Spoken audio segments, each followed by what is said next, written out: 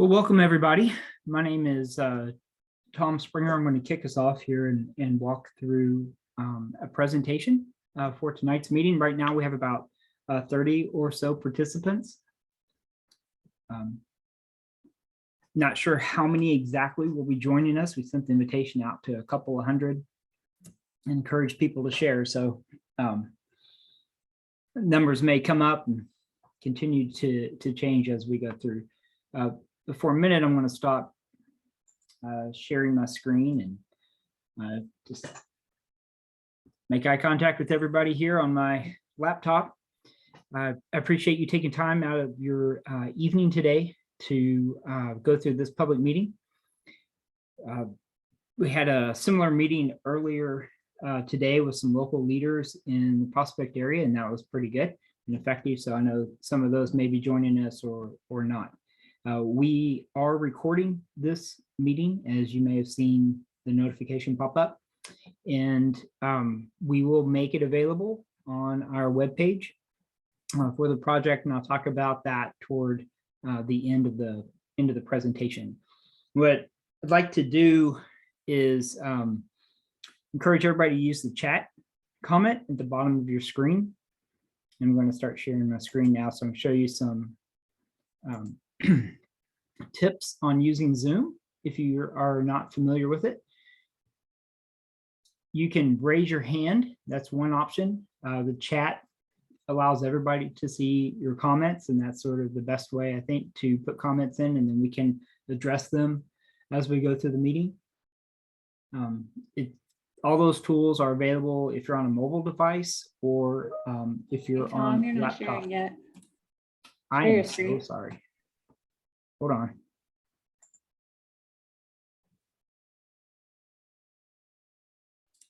Is that better? You're good. Yep, thank you. Sorry about that. I do apologize. Okay, so the bottom of the screen on your computer, you have some commands there and some options. The chat one is what we encourage you to use to ask questions. And that should be available on, if you're on your phone or iPad or whatever, or on your laptop. We have everyone muted. It's just the best way to go through the project remotely anyway. So I will give this presentation, and it's 30 minutes or so, and Lindsay Hoskins and Rebecca Thompson are here from QK4, the consulting firm working on this project, and they're going to also help with this presentation. So I do want to recognize that leadership of Prospect. They have taken this project on and partnered with the Kentucky Transportation Cabinet and worked with KIPTA, and keep open communication with other agencies like Louisville Metro as we walk through the entire project. There was a public survey out in November and December. A lot of you participated in that. That's how we got the email list to send this out. There will be more in the future, and I'll talk about the results of that survey closer to the end. The agenda for today is we're going to present the study background. We're talking about existing conditions today. We'll briefly talk about previous studies and reports that have been done along US 42 in the Prospect area.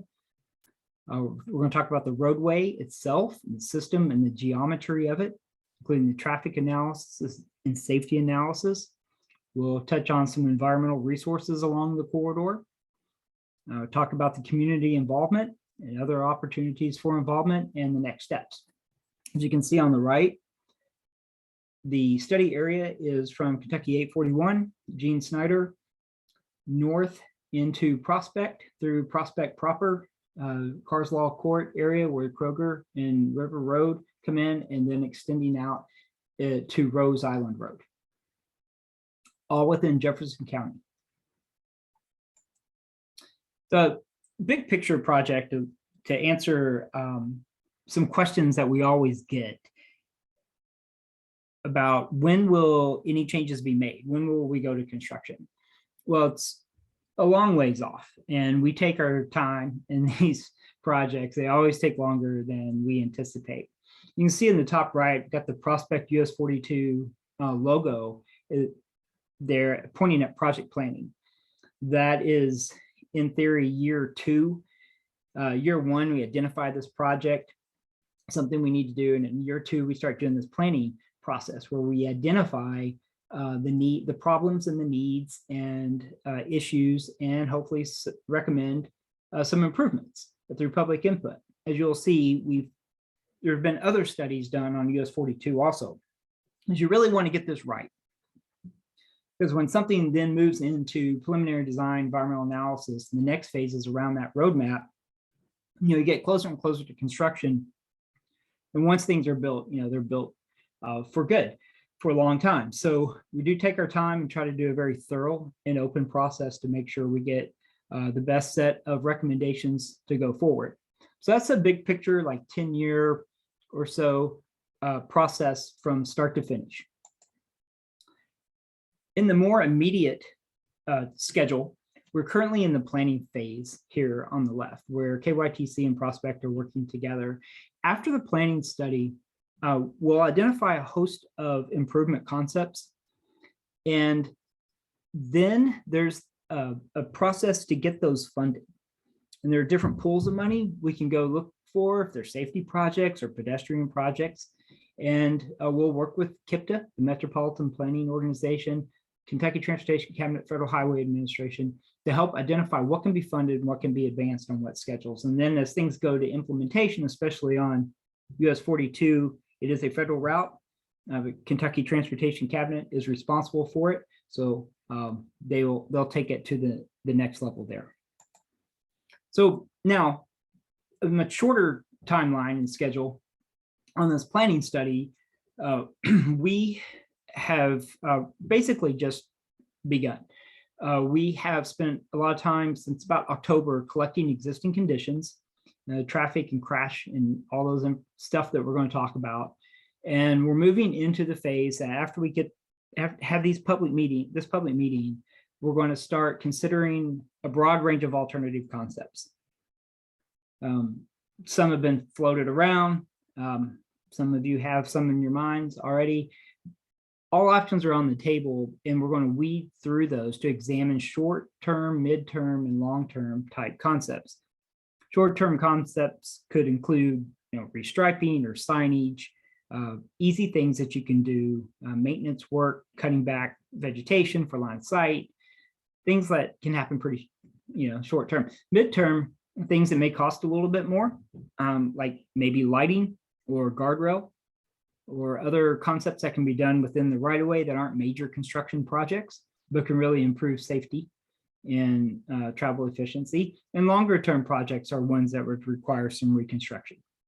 Those are the ones we want to make sure we think through pretty well. So we will analyze data and cost for all those concepts, engage the public, put all this on our project website, and have another meeting in the future, and then deliver a technical report that'll help guide changes in the future. So we'll talk real quick about previous studies and reports that have been done for this corridor. First, I'm going to talk about other projects in the area that are currently underway or funded or programmed that could affect traffic on US 42 and Prospect. The first one is in Oldham County, county line, headed into the county. There is a project to redesign US 42 from a 4-lane road to a 5-lane road. The Louisville Loop project is still advancing. Louisville Metro, there are a lot of options on how that could be located, but the intent is to connect into Prospect and then down to Louisville. It is not mapped on that map because it's still early phases. Another project on the books is River Road, adding bike and pedestrian facilities between Louisville and Prospect that Metro is working to advance. And then another project is the widening of I-71. The section 4B on that map is under construction. If you've driven that lately, or it's part of the Gene Snyder project and the I-Moves project, The state is advancing, but there's also funding and a project identified to continue that widening into down to the Waterson. So previous transportation studies that have been done that we are aware of, and we will build upon these and vet these out, is in 2006, there was a project to widen US 42 to 5 lanes from Harrods Creek Bridge to River Road. In 2010, there was a mobility study that looked at not just roadway project, but also multi-use paths and sidewalk connections, and how can we improve mobility for all users between neighborhoods and businesses. And obviously that takes in a lot of 42, but the scope was much bigger than that. In 2016, there was a corridor master plan of US 42, but the focus of that was more the landscape architecture and the aesthetics, how the road looks from signage and lighting and things like that. And we'll pull from that also, but that wasn't about traffic as much as the look and feel of the community. And then 2017 is the ORVNY study, which is the Louisville Loop, Ohio River Valley Northeast, is what that stands for, study of detailed alignments of where the loop could come into and through Prospect. So I want to just have one slide here on the 2006 5-laning study, because this project was put on hold, and it's still out there, and it in some parts was the genesis for this planning study that we're talking about today.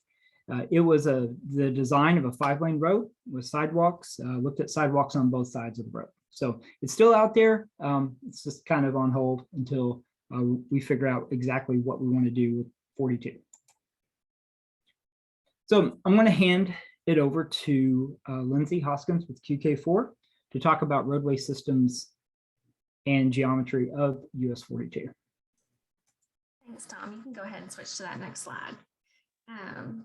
So we are going to look at the roadway systems and geometry. I know that's kind of hard to see here, but these details indicate the purpose of US 42. How does it currently operate to connect people and places? And these details help determine the appropriate funding source for future projects and design parameters that we'll use as we come up with those improvement concepts. So US 42 is classified as an urban minor arterial, which means it provides service trips of moderate length, and it connects to that larger arterial network, that being like the Gene Snyder, and then on down the Waterson. I'm sure as many as you know, it traverses rolling terrain. You descend a hill just past the Gene Snyder. That's the orange on that far left panel. And then just outside of our study area, the hill ascends as you go into Oldham County, you go back up. The posted speed limit is 45 miles per hour for the entire study area. Access is controlled by permit, meaning you have to get a permit by the Kentucky Transportation Cabinet to add a new entrance along US 42. And I'm sure those of you who drive it know there's quite a few entrances already there. It's a part of the state primary system, meaning it's a long distance, high volume route of statewide significance that links us to the major urban area of Louisville Metro. It's on Tier 3 of the Kentucky Highway Freight Network, meaning it's a statewide regionally significant route that can carry a truck vehicle gross weight of 40 tons. It's 4 lanes with mostly 11-foot lanes. That far right panel, that peachy color is showing that we have 11-foot wide lanes for most of the study area, increasing to 12 feet, that little seafoam green color, as we're approaching the Gene Snyder. Our shoulder width, which is shown on that middle panel, varies from 2 to 10 feet. However, the paved shoulder width, which is what you would care about, because that's what would catch you if you were to skate across the line a little bit, is only 1 foot or less for most of the study area. Again, we have wider shoulders as we're closer to the Gene Snyder. There are also some intermittent sidewalks. That's that purple on that far right panel. That's showing the existing sidewalks. There are some gaps between them. There are no dedicated bicycle facilities today. And then next, we're going to talk about structures. So Tom, if you could switch over. So there are two structures in the study area. US 42 passes over the Gene Snyder tunnels, which is Kentucky's second longest tunnel. It opened to traffic in 2016 and runs under that historic Drummond estate. As a newer structure, it's working great for us. No deficiencies to report. This other structure, it crosses Harrods Creek. It was originally constructed in 1938, and today it's considered to be in fair condition and it's not considered substandard, meaning it can still carry the type of traffic it was designed to carry. Next slide, please. So here we're looking at bicycle and pedestrian activity. I know I just mentioned we have intermittent sidewalks and no bicycle facilities to serve them. So we use this Strava heat map to check local activity. And Strava pulls publicly available GIS location information through your smartwatches, through your phones. And here we're looking at bicyclist usage on the left and then pedestrians on the right, with the warmer, brighter colors representing more usage. So current maps indicate more bicycle usage along US 42 with negligible pedestrian usage actually along US 42, but as we can see in the adjacent shopping center, right in the heart of Prospect, and then those nearby neighborhoods and recreational areas, we have quite a bit of activity. Next slide, please. So here, another aspect that we're looking at is the existing lighting conditions along the route. We did an inventory of existing lighting types, and there's quite a few. We're showing some representative snapshots of those here. There are about 50 total lighting fixtures in this 2.5 mile corridor, but few of those light fixtures actually provide lighting for US 42. They're more decorative. A lot of them are concentrated at neighborhood and shopping center entrances. And the angle of many of these fixtures sends light out rather than down to illuminate the roadway. Next slide, please. So next, we're going to jump into the existing traffic analysis.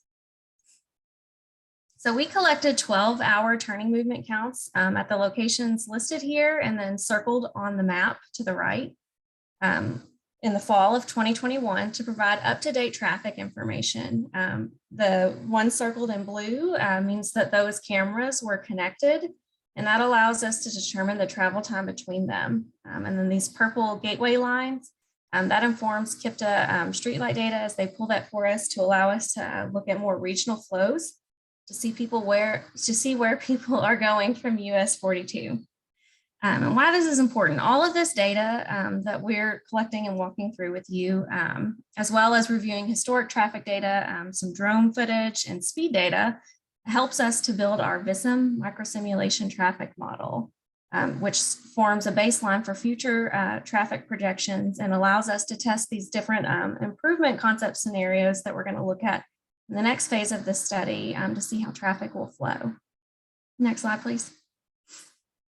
So here is the results of those traffic counts. We're looking at the average daily traffic, or the vehicles that US 42 sees in one day.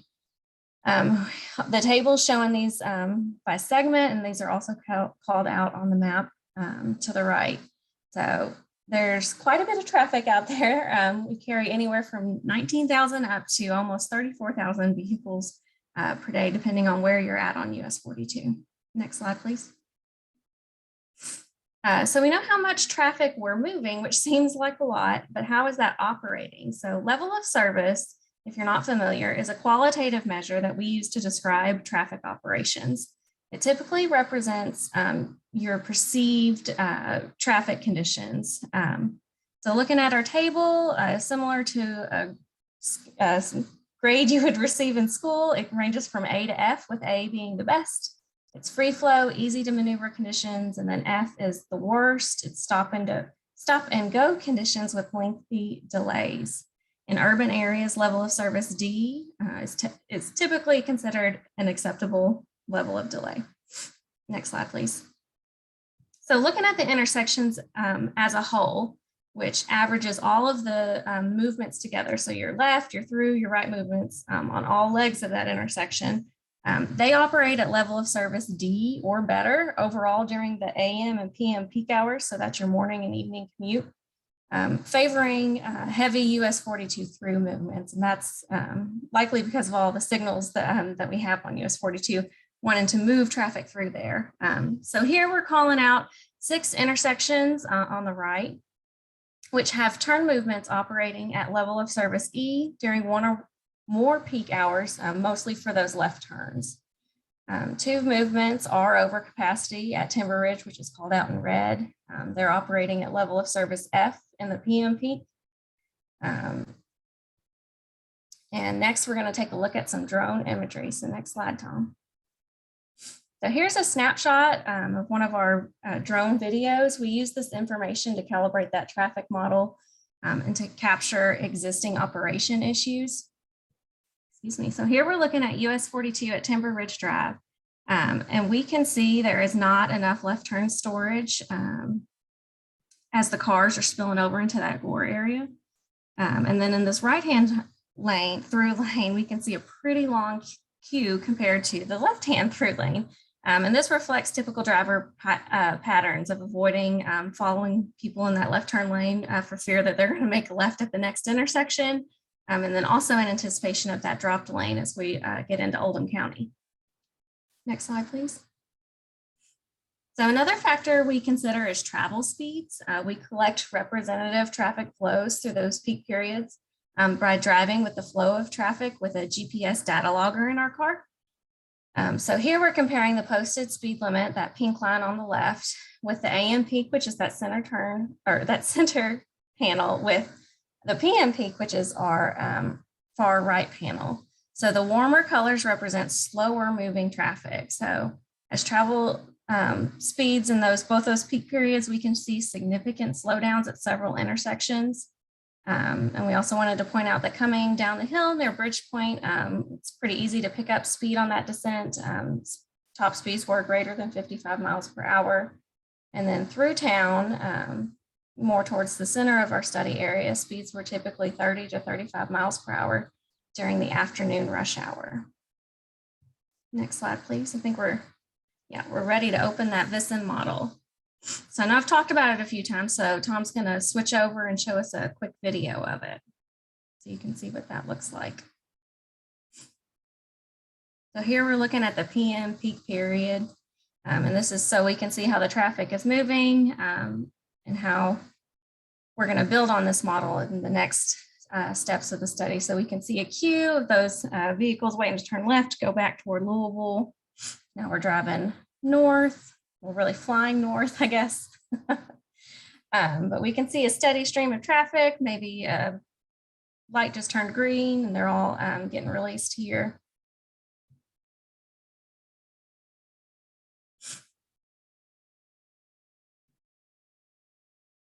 Driving over the marina. And here we're stopping at Timber Ridge Drive. Looks like we're getting caught at a red light. Quite a bit queue building up, and we can start to see the release of traffic.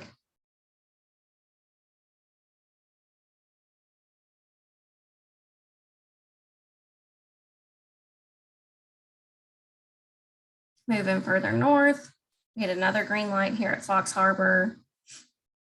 We're approaching River Road.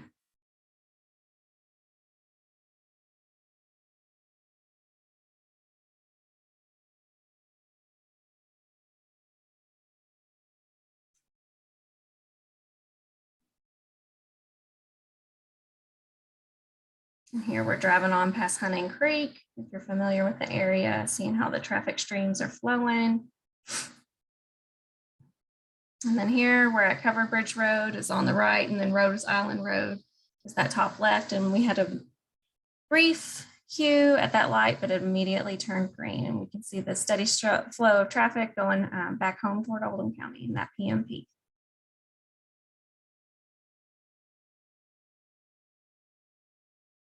So jumping back over to the presentation, we're going to now dive into the safety analysis. So first we look at raw crash data. Planning studies typically look at the last 3 years. However, with COVID, we did look at the last 4 years to see how the pandemic shutdowns and everyone doing school at work and home possibly impacted the data for that year. So this blue bar chart is showing the annual total crashes back from 2017 in orange, 2018 is in purple, 2019 is in blue, and then 2020 is in green. So here we can see the crash rates were declining since 2017. However, there were nearly half as many crashes reported in 2020. So we did throw out that data and only looked at 2017 through 2019. So during those 3 years, there were 240 reported crashes. By severity, there was 1 fatality on the far right panel. That's mapping our severity. The red star down just past Bridgepoint was where that fatality did occur. There were 28 injury collisions and 211 property damage only crashes. Looking at the manner of collision, that's our left panel. Most or over half were rear ends, followed by same direction side swipes, then single vehicles, opposing left turns, and angles. So next slide. So here we're looking at some of the crash themes. We're looking for trends to help us identify potential improvement concepts. The majority of crashes were drivers headed northeast towards Oldham County. 24% of crashes occurred on wet or icy pavement. And then 17% of those crashes occurred at night. So nearly half of all of our crashes occurred at intersections. And we also want to mention that we conducted a roadway safety audit with the City of Prospect, the Kentucky Transportation Cabinet, and the consultant team, where they walked the corridor and pointed out current safety concerns, things that maybe the police department or KYTC gets calls about. Also, some safety issues they observed in field, as well as ones that they experience as drivers. Next slide, please. So in addition to reviewing just the raw crash data, we complete 2 statistical analyses that compare US 42 safety operations to similar roadway types across the state. So the critical crash rate factor, that's our CCRF, or our left panel, the 2 shades of red, is a more classic approach that is slowly being replaced by the more refined level of service of safety. That's our right panel, which looks at the number of excess expected crashes a location is experiencing. Tom, if you could pop in the line, please. So here we're highlighting locations that have higher crash concentrations. These could be candidates for spot improvements to improve safety in the meantime, while longer redesign and fix takes. These locations are near the Gene Snyder, from Bridgepoint Boulevard to Marina Drive, from Timber Ridge to Carsell Court, and then again at the top of our screen at Fox Harbor Road. So now I'm going to turn it back over to Tom to discuss the environmental setting. Okay. Thank you, Lindsay. Just one quick slide here on the environmental setting, which is important to know the environmental resources in a corridor. So when you make any changes, you want to minimize or avoid any impacts. We have a number of historic sites shown in purple, obviously the Drummond Estate, but there are a number of other sites up north closer to Rose Island Road. The dark green hatch are the treed areas. Harrods Creek is obviously a floodplain. If you live out there, you've seen water get pretty high. There's some wetlands, and then in the north, up near Rose Island Road, there is a conservation easement of the Wallace family conservation easement that we'll be very considerate of, and as any projects get moved forward. So community involvement, we talked earlier about an online survey that was conducted in November and December. And as you can see, when it first went out in November, we got a whole lot of over 150 comments, and then some more as more public relations information went out, like mayor's newsletter and KYTC put it on their Twitter account and Facebook and things like that. So you see, we got 503 comments, which is huge. That's a lot of comments for a study like that. So we have taken all of those into consideration. One of the questions we ask is if you live or work along the corridor. About 80% of the respondents did. And even more telling, we ask how often do you travel, and over 90% is daily, and then even closer to 100% is weekly to monthly. So we did indeed reach the audience we're hoping to reach. We got a lot of good feedback on this question. The #1 responses were turning onto US 42 and turning off of US 42. And I think that was visible. You can imagine that because you drive it, but also that this model, you see there's steady flow of traffic, it's hard to pull out. Lighting is also a top concern. Guardrails, poor drainage, traffic signs or signals were also listed, as well as limited visibility. 163 of you made written comments. We have provided all those to the City Council and the leadership team. And just a quick summary, the major themes are turn lanes are needed through town, turning, of course, the problem. Lighting was the top theme. Turn lanes at intersections, sidewalks was mentioned a lot through the downtown and also between neighborhoods. Roundabouts were favored by a lot of people voluntarily. People just spoke up and said they would like to see us study those. The speed limit in town, consider reduction to 35.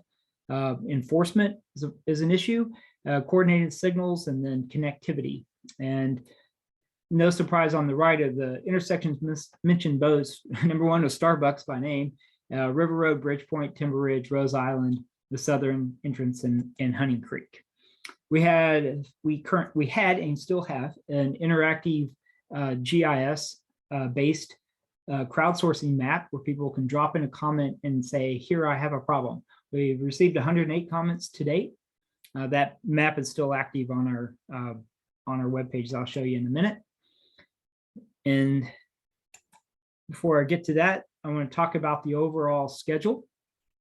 Here we are in the third line down on January 12th, where we're having the local officials first meeting and the public first meeting today. What we'll do after this meeting is, based on comments we receive and all the data that Lindsay talked about that we've collected, is we'll start getting our brains around a whole bunch of ideas and a whole bunch of concepts and start studying those. And then we will come back to the public after we do traffic forecast this spring, and then we'll come back to the public in this May with a host of comments. I'm sorry, not comments, but options for which you can comment on. And those will be illustrated on the webpage I'm getting ready to show you here. So this is the last slide. Let me go ahead and click that. Take you to what's we call a story map. It's basically a web page that it hopefully is very user-friendly to you. And this is currently on Prospect City's main page, where you can go to it and send it around and share it. And it's open to the public and will be updated as the project goes forward. So I'm going to roll through this real quick. So we provided a lot of information. Lindsay did, and one thing we haven't done, sort of say this to the end, is to get to the reason why. What do we want to do? What's the accomplishment, and what's the vision? And the vision statement is part of most planning studies, and it is what should guide us. And we use the data that Lindsay talked about, and then we've been working to get to help formulate this. But our overall vision is to improve safety and mobility on US 42 for all users. That's vehicles and pedestrians. Create a sense of community through the built environment that is attractive for families and businesses and visitors to Prospect. That is, to both create a small town environment, yet still respecting the regional travel needs of US 42. So the goals include improving vehicle safety, improving the aesthetics, improving pedestrian safety and options, and providing better mobility connections through the community. So that will be our guidepost. So you roll down this story map, this website. These are all the maps, and you can flip through them here that Lindsay just presented. So I won't flip through them, but you can. Here are the previous studies I mentioned, and some links to the couple that are online. I was informed today that there was a study, neighborhood study for the James Taylor neighborhood area this earlier in 2020, and that will be added to this. And then as you move on down, here is that story, the crowdsourcing map, that GIS map that you are welcome to use if you haven't already to provide comments. Here's a link to the meeting you're at.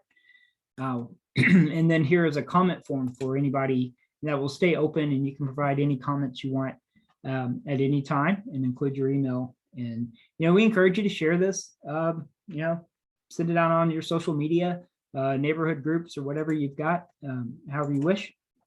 It's an open, transparent process. And when alternatives are developed and they're ready to be presentable to the public, we will add them to this with other options for engagement, maybe other surveys and things like that. So it is 7:39, and that is the end of my presentation. If anyone has comments, sorry, stop sharing, or questions, we encourage you to use the chat feature at the bottom of your Zoom window and fire away. So we've gotten one question and one comment so far entered into the pane. Jennifer pointed out that the Strava data that showed bicycle and pedestrian movements is based on existing flows. It's not actually projecting how many people would use those facilities if there were sidewalks or bike lanes. It's just based on existing. We also got a question from Herb, who asks, in the US 42 Oldham County 5-lane project from the county line to Ridgemore, do you know if sidewalks are proposed for that section? I do not, right off the top of my head. I will find that out. I know who to ask. Okay, please tell us about the traffic forecast report. How does the potential growth of residences in Oldham County north of 42 fit in with the forecast? You want to do that, Rebecca? Surely. So we're working with KIPDA's travel demand model as the baseline for our traffic forecasts. And that's developed with input from local officials to understand what projected development patterns are going on in the area, whether it's new businesses, new homes, new neighborhoods, all that kind of data gets folded in to project to the 2040 future year.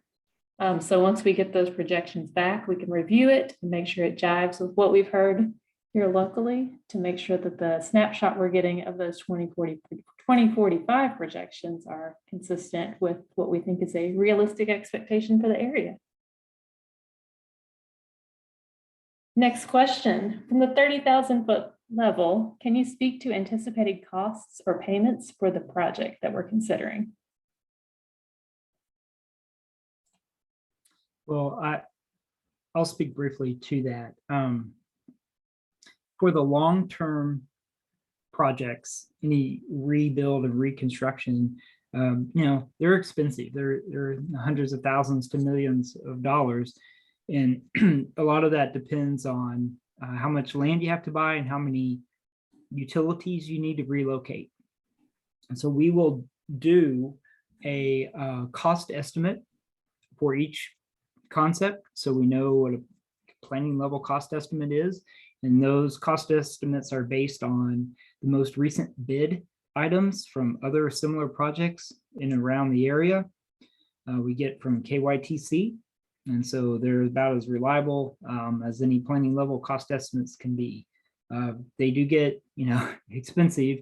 And one of the values of having a study like this is to have reliable cost estimates that you can then take to agencies, apply for grants, size up the cost and benefit versus other projects, so that as a region, the Metropolitan Planning Organization and others can say, hey, we can, get a really improved safety or really improved connectivity, for this small cost over here, and you make that informed decision. So costs are going to be a big factor as we move forward, and we'll do our best to get very reliable information there.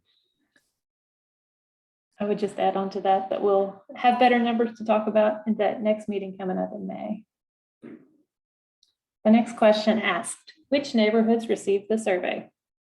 I have my list of local officials. I'm pretty sure all the neighborhoods within Prospect, the homeowners association point of contacts that we have.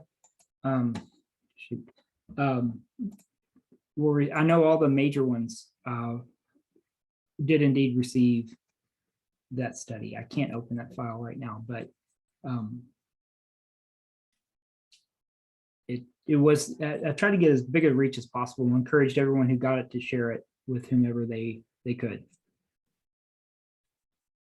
Does the connectivity study discuss a pedestrian and or bike connection between Bridgepoint and downtown Prospect? It does.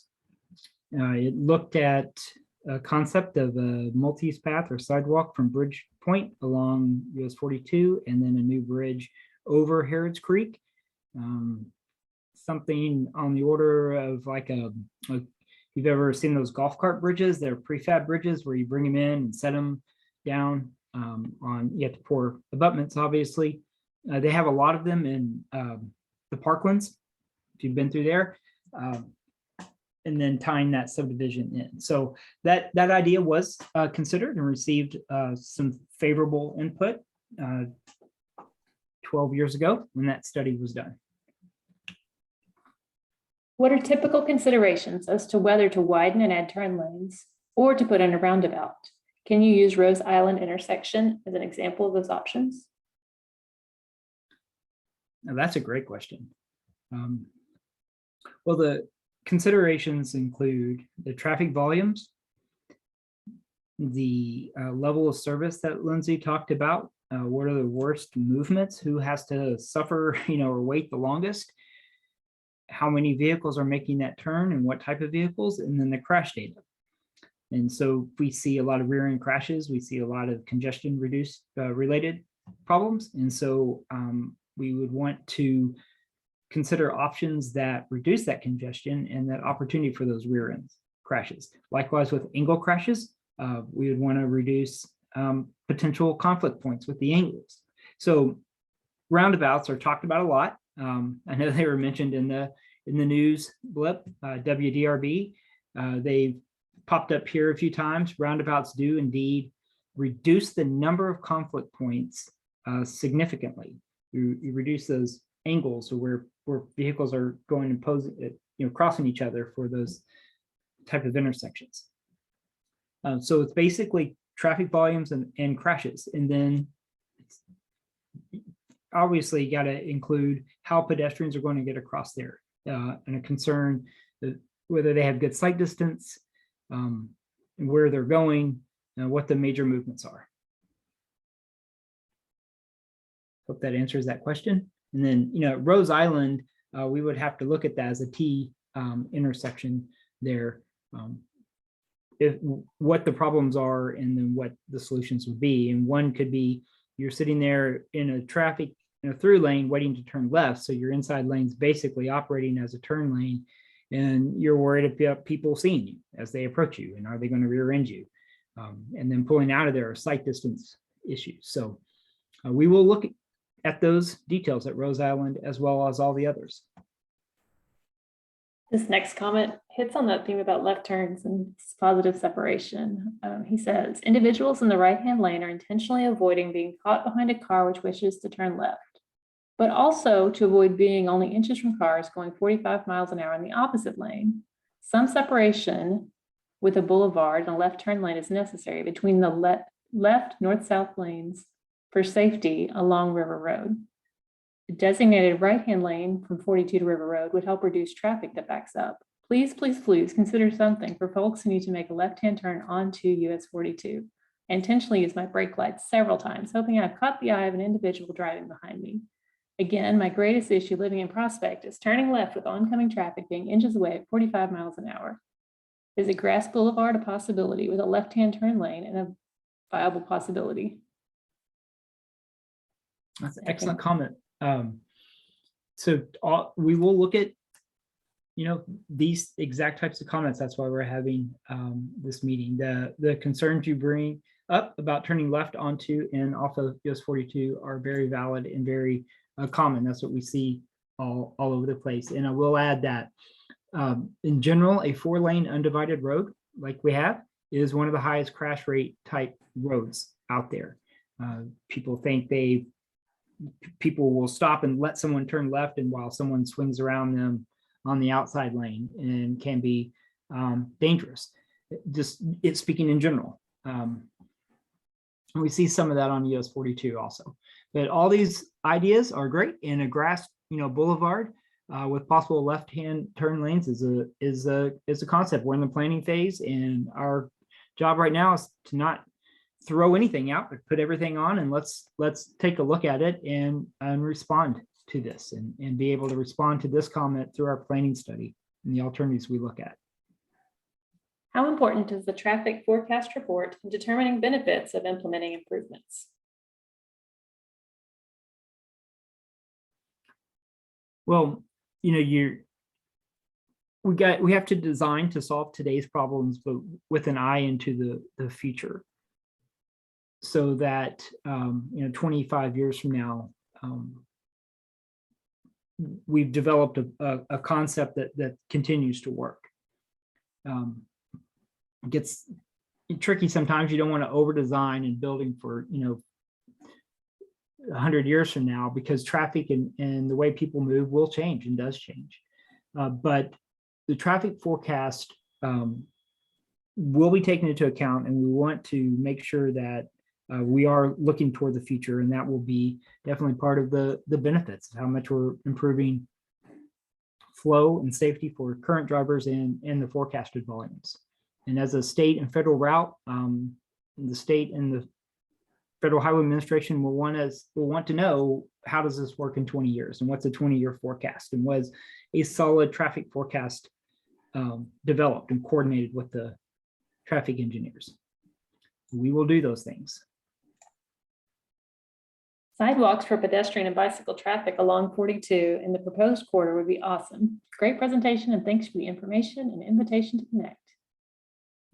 For Agreed. future lighting, is dark sky lighting being considered for those of us that don't want to turn our county into a city?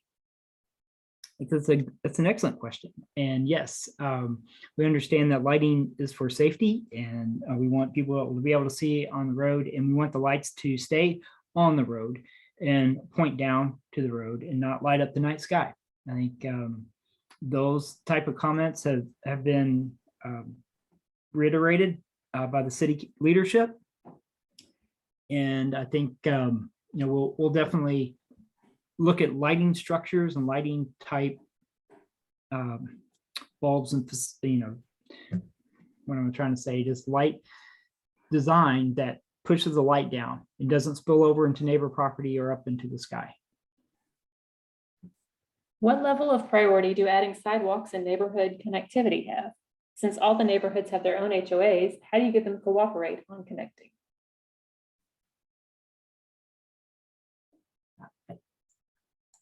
I do not see that question. It Well- was direct. Do you mean repeat it? Yes. What level of priority do adding sidewalks and neighborhood connectivity have? Since all the neighborhoods have their own HOAs, how do you get them to cooperate on connecting? That's a hard one for me to answer. We can certainly identify where sidewalk linkages could occur, but it takes local HOAs and leadership to agree on investing in those options. We've got one comment of somebody who's a fan of roundabouts. Someone's asking, does the map you showed under environmental delineate where the conservation area is at Covered Bridge Road up to Rose Island? That map is a high level view. We do have that information. It follows the property line at the right of way line for the easement there.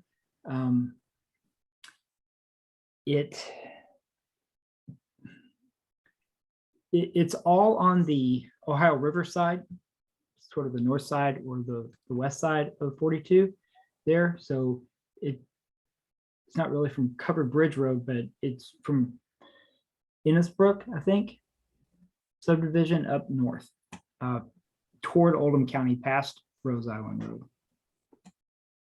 Do you want to share that slide again? You still have it open? Yeah, I will try to do that. It is shown on that map, Tom. It's the brown Mhm. on the legend when you get that pulled up. Otherwise, I believe we're caught up on comments typed into the chat panel with a whopping 7 minutes to spare if you got anything else. There it is. Sorry.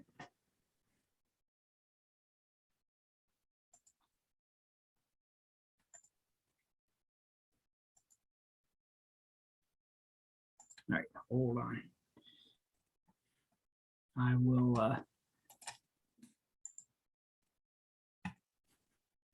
too many screens. You see that on the right? Yes, it's visible. You are sharing screen. It says I'm sharing that screen. One more question popped in. Can the city of Prospect make the neighborhoods cooperate on kayak connectivity, or do only the HOAs control this?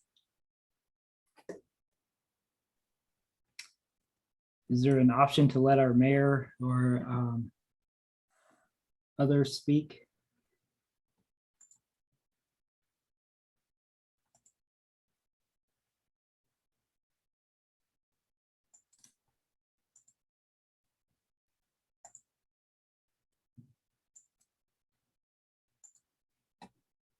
I have not seen any volunteers. Well, I'm not sure if you can see my screen or not. I'm getting Yes. badness. Oh, you can? Okay. Yes, There it's you up go. there. Southern Farm Road. That's where the conservation easement is. It was in front of Covered Bridge Road and then past Rose Island Road.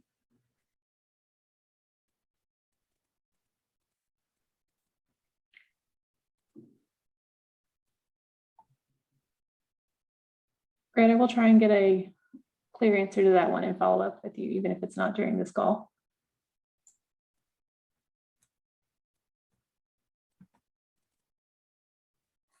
Agreed.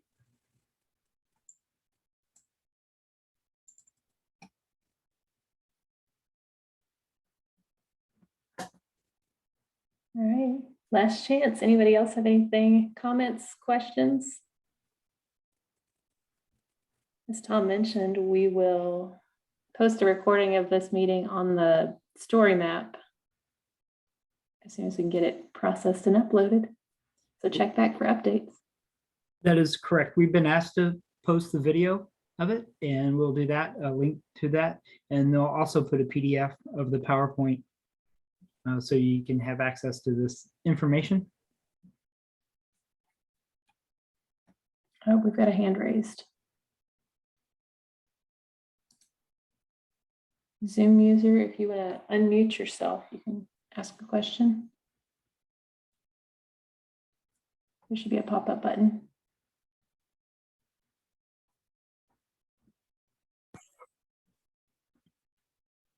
Are you there? You're unmuted now.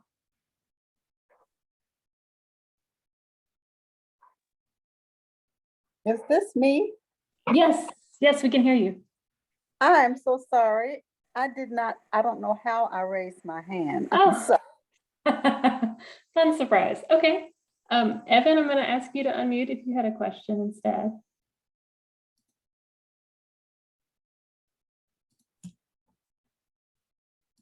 Just kidding. I don't have the option to unmute Evan. Evan, if you have a question, you might have to type it out for us. I'm so sorry.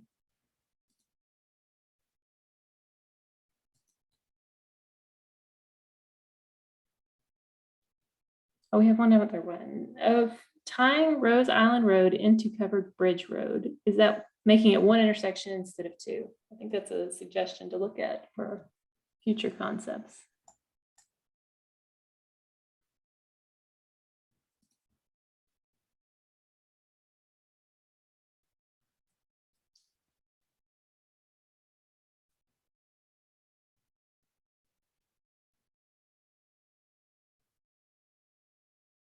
Hearing no further questions, then I think we're coming up on the end of our time slot. Any closing remarks, Tom? No, I appreciate you all taking time out of your evening. You probably have lots of other things you could be doing. I appreciate public input. I mean, it's the public's project, and be open and transparent the whole time. Keep our webpage updated and keep coming back to that. So there's Evan's iPad is actually our mayor. And he is waving to us. Is he unmuted? I don't have the option to unmute it. I don't know if you've got a mic set up on that one or just what, but it does not have the option to unmute. I'm so sorry.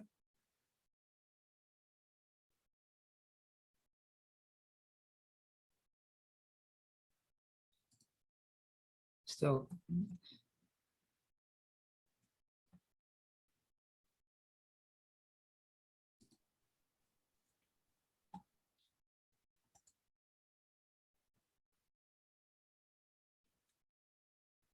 Yeah, I can't unmute either. Mayor, if you have an unmute button in the bottom left of your screen. Doesn't act like you're connected to the audio on your tablet.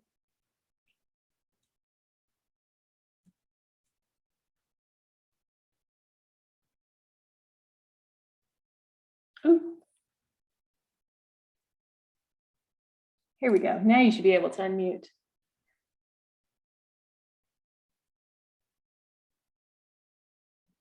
Do you have a pop-up button? You better actually click the button.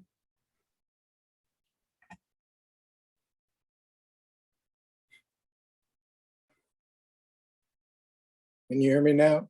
There we are. Boy, that took some doing. Yeah, this is John Evans. I'm the mayor, and I wanted to respond to the question of a couple minutes ago about connectivity and the need for the homeowners associations to cooperate. First of all, I'd like to say that I think that based on my years of living here, that the vast majority of the homeowners associations would be in favor of it. And next, I would say that if the city wanted to appropriate the money and build sidewalks in various places, it wouldn't need anybody's permission. It could do it.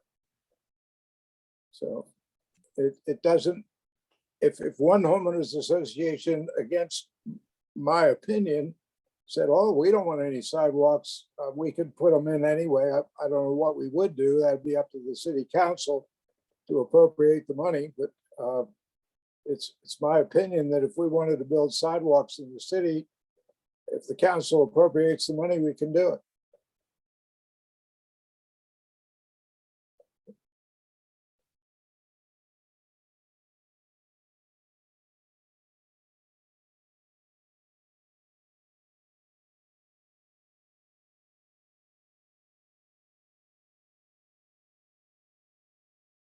Now I'm not hearing anything again. This is really difficult.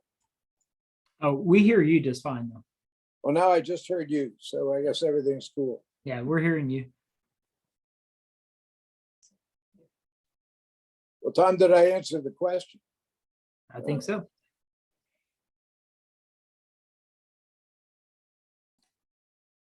We are still caught up on the questions that have been entered in the chat pane. So I think we've reached the end of this meeting then. Tom, I'd like to thank you and your organization, QK4, for what you're doing. I'm very optimistic that this is going to lead to some real improvements. It's not going to happen overnight, but it's going to happen. They say it's a wise man who plants a tree that it will never get to sit under. That probably is true of some of us. Indeed.